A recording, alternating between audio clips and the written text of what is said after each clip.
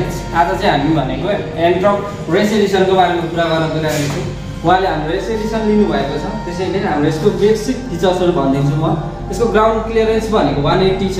यसको मिटर भनेको fully digital हो हैन। फ्युल क्यापेसिटी भनेको 5.8 लिटरको छ हैन। यसको सिटको भनेको सिटभित्र भनेको एउटा फुल हेलमेट राख्न सकिन्छ, जसमा 5-6 केजी वा नर्मल्ली त्यतिसम्म राख्न सकिन्छ।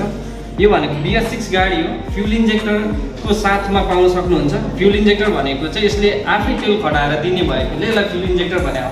यो चाहिँ RTFI भन्छ यसलाई बेसिकल्ली। अनि यसको भनेको सिङ्गल डिस्क हो। पछाडि भनेको ड्रम लाग्छ।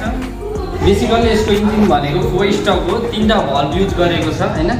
यसको भनेको 4वटै इन्डिकेटर बल्ब छ। यो इमर्जेन्सी लाइट पनि भन्छ यसलाई। किल स्विच दिएको छ मेनली।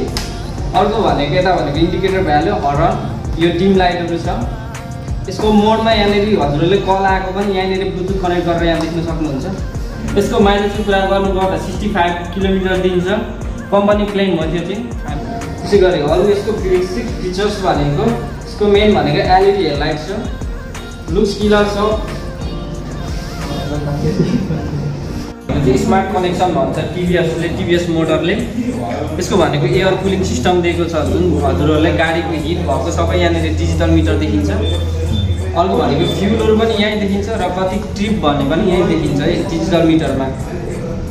यसको टर्क भनेको 10.8 टर्क पावर स्पिड छ।